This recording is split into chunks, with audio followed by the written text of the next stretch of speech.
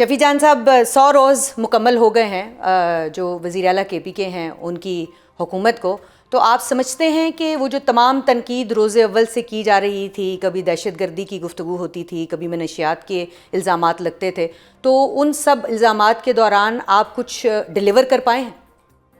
سب سے پہلے آپ کا شکریہ. ہم منڈے کو انشاءاللہ ایک پریس کانفرنس کرنے جا رہے ہیں، ایک پریس بریفنگ دیں گے جی جس میں سی ایم سہیل آفریدی صاحب خود ہوں گے، اور ہم اپنی پہلے 100 دن کے جتنے ہمارے انیشیٹوز ہیں وہ میڈیا کے سامنے رکھیں گے کہ ہم نے کیا کیا انیشیٹوز لیے، ٹھیک اور ہے. اپنے 3 سال کا وے فارورڈ پوری خیبر پختونخوا اور پاکستانی عوام کے سامنے رکھیں گے، اور میڈیا کے سامنے رکھیں گے کہ ہم نے اگلے 3 سال میں کیا کرنا ہے، اور ہم نے اگلے 3 سال میں کیا اچیو کرنا ہے. اپنی 100 دن جو ہم نے وہاں یہاں کی پرفارمنس تھی، جو انیشیٹوز تھے وہ، اور اس کے ساتھ اگلے 3 سال کا وے فارورڈ پوری میڈیا کے سامنے رکھیں گے. وہ جو علی امین گنڈا پور کے 1 سال 8 مہینے کی جو پالیسیز تھیں وہ چلے گئے، پھر ان کے بعد جو ہے وہ سہیل آفریدی صاحب نے چارج لے لیا، تو اب آپ کو لگتا ہے کہ جو علی امین گنڈا پور صاحب کی پالیسیز ہیں اب سہیل آفریدی صاحب کی پالیسیز ان کا تسلسل ہیں، یا بالکل انہوں نے الگ سے کوئی ٹریک لیا ہے؟ دیکھیں، جہاں تک علی امین گنڈا پور صاحب کی تبدیلی کی بات ہے یا ان کے دور کی بات ہے، تو آپ کو یاد ہوگا کہ جب ہمیں یہ صوبہ ملا تھا تو ہم یہاں پہ ڈیفالٹ ہونے کے قریب تھے.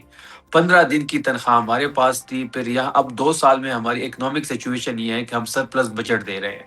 ہم نے ہر سیکٹر کے لیے بجٹ بڑھایا ہے. اگر آپ ہیلتھ کی بات کریں تو ہیلتھ کے لیے ہم نے 276 ارب کا اس بار جو ہے بجٹ دیا ہے. اسی طرح تعلیم کا سب سے بڑا 330 ارب روپے کے قریب بجٹ دیا، تو ہم کافی چیزوں کو بہتر کر پائے ہیں. ٹھیک ہے. اب یہ اس کے علاوہ اگر آپ دیکھ لیں تو سب سے جو ہمارے لیے اس صوبے میں سب سے چیلنج جو تھا وہ امن و امان کی صورتحال تھی. امن و امان کی صورتحال سہیل آفریدی صاحب کے لیے بھی تھی اور علی امین گنڈا پور صاحب کے لیے بھی تھی. کافی چیزوں پہ ہم نے قابو پا لیا، لیکن بدقسمتی سے اس وقت وادی تیرا میں ایک ملٹری آپریشن ہمارے اوپر امپوز کر دیا گیا ہے. اس کی فیسیلیٹیشن ہم اپنی عوام کی کر رہے ہیں. دہشت گردی کا جو سب سے بڑا چیلنج ہے اس کے لیے بھی ہم نے سی ٹی ڈی کے لیے اور اسپیشل برانچ کے لیے 31 ارب کا پیکج دیا.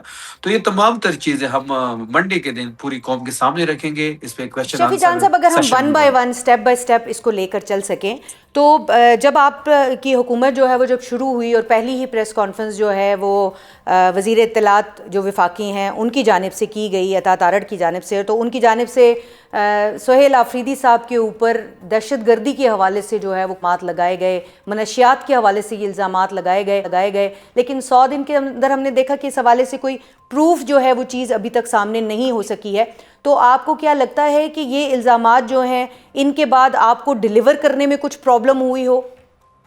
دیکھیں، جہاں تک سہیل آفریدی صاحب کی بات ہے اور ان کی نومینیشن کی بات ہے، 8 اکتوبر کو وہ نومینیٹ ہوتے ہیں، عمران خان صاحب ان کو نامزد کرتے ہیں، ٹھیک ہے. اور 8 اکتوبر سے لے کے آج تک وفاقی حکومت ہو یا پیپلز پارٹی ہو یا مختلف ادارے اگر آپ دیکھ لیں تو تمام تر چیزیں ان کی اگینسٹ تھی. ایک صاحب یہاں پہ آتے ہیں، وہ 3 گھنٹے کی پریس کانفرنس کرتے ہیں، پھر وفاقی وزراء کی پریس کانفرنس آتی ہے، پھر پاکستان پیپلز پارٹی کی پریس کانفرنسز ہوتی ہے. کبھی ان کو اسمگلنگ کے ساتھ لنک کیا جاتا ہے، کبھی دہشت گردوں کے ساتھ لنک کیا جاتا ہے. لیکن آپ نے دیکھا ہوگا کہ ان 100 دنوں میں جس طریقے سے سہیل آفریدی صاحب نے تحریک کو آگے بڑھایا، جس طریقے سے وہ گورننس کو آگے لے کے جا رہے ہیں، اور جس طریقے سے وہ عوام کے دلوں پہ راج کر رہے ہیں، وہ بھی آپ کے سامنے ہے.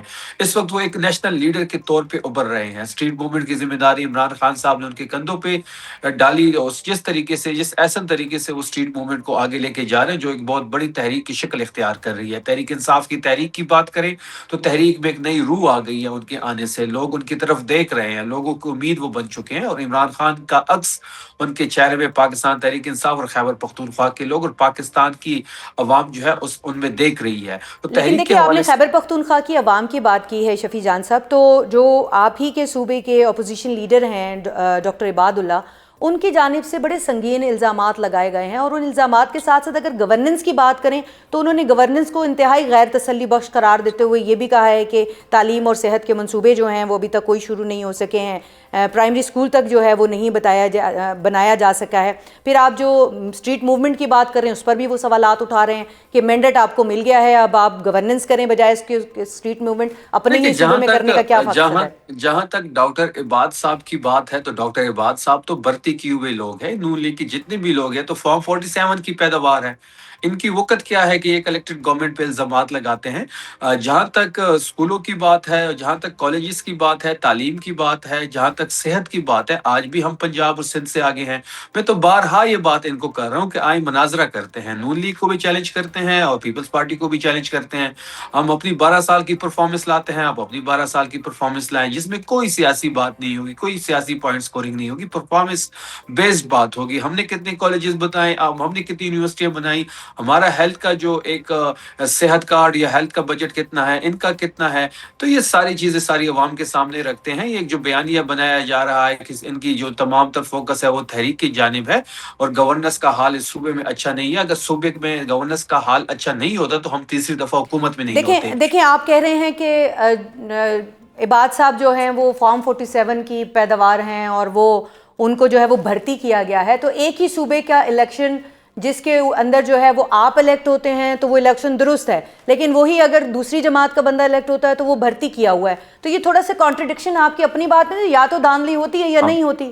نہیں، ہم نے تو شروع سے ہمارا یہی موقف ہے کہ خیبر پختونخوا میں بھی ہم سے اس نشستیں چینی گئی ہیں. تیمور جگڑا کی نشست ہو گئی، کمران بنگش کی نشست ہو گئی، یا ڈاکٹر عباد صاحب کو جو نشست ملی ہوئی ہے یہ ہماری نشستیں تھیں.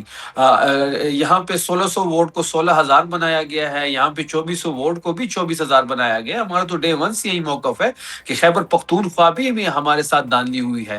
جہاں ہم 91 سیٹس جیت رہے ہیں وہاں پشاور کی کچھ شہر کی کچھ سیٹیں ہم کیسے ہار سکتے ہیں. تو یہ ساری چیزیں ساری قوم کو پتہ ہے کہ کس طرح ان لوگوں کو یہ سیٹیں دی گئی، کس طرح ان کو بھرتی کیا گیا، اور بھرتی کرنے کے بعد ان کو جو ایک رسپانسبلٹی دی گئی جو روزانہ ان کو ان کا ٹرانسکرپٹ دیا جاتا ہے اور وہی ٹرانسکرپٹ پڑھتے پڑھتے رات تک سو جاتے ہیں اور تحریک انصاف پہ پابندی لگانے کا مطالبہ کرتے ہیں. عمران خان اور سہیل افریدی صاحب پہ مختلف قسم کے الزامات یہ لگاتے ہیں. اچھا شفیع جان صاحب، 10 سے زائد جو ہے وہ پھیرے لگائے گئے ہیں اڈیالہ کے، اگر میں غلط نہیں ہوں، اگر نمبر غلط ہیں تو آپ درست بھی کر سکتے ہیں، جو سہیل افریدی صاحب ہیں ان کی طرف سے. تو یہ جو 10 سے زائد پھیرے لگے ہیں ان پھیروں کا کوئی حاصل وصول بھی نہیں تھا، اور وہ جو ٹائم تھا گورننس کا، اور آپ کے اوپر بہت تنقید یہ کی جا رہی ہے کہ وہ وقت جو گورننس پہ لگانا چاہیے تھا وہ پھیروں پہ لگا دیا اور ان کا کوئی حاصل وصول بھی نہیں ہوا. نہیں صبح میں نے پہلے بھی یہ بات کی ہے، میں دوبارہ اس بات کو ریپیٹ کر دیتا ہوں. پہلے تو یہ پھیرے کی بات، یہ پھیرا جو لفظ ہے مجھے اس سے جی مجھے اس بالکل پہ اعتراض ہے. آپ کر آپ سکتے ہیں وزٹ کہہ اعتراض. سکتے ہیں. 10 دفعہ خیبر پختونخوا کے چیف منسٹر اڈیالہ گئے ہیں اپنے لیڈر سے ملنے کے لیے. جو وزٹ ان کو کا اردو میں پھیرا ہی کہتے ہیں شفیع جان صاحب. نہیں، پیرا جو جس سینس میں آپ پیرا کہہ رہی ہیں وہ مجھے بھی سمجھ ہے اور آپ کو بھی چکر، سمجھ ہے. جی جی. ہم 10 دفعہ وہاں جا چکے ہیں، 10 دفعہ ہی ایک الیکٹڈ سی ایم کو اپنے لیڈر سے نہیں ملایا گیا، جبکہ عدالتی حکم موجود ہے کہ ٹیوزڈے کے دن عمران خان صاحب کی ملاقات ان کی فیملی سے ہو، ان کی وکلا سے ہو، اور تھرسڈے کو ان کی ملاقات جو ہے پولیٹیکل لیڈرشپ سے ہو. ہمارے پاس عدالتی حکم بھی ہائی کورٹ کا موجود ہے جس میں صاف واضح لکھا گیا ہے کہ سہیل افریدی صاحب کی ملاقات کروائی جائے اپنے قائد عمران خان صاحب سے، لیکن حکومت اپنی ہٹ درمی پہ ٹھہری ہوئی ہے. حکومت ہی غیر قانونی اور غیر آئینی کام کر رہی ہے.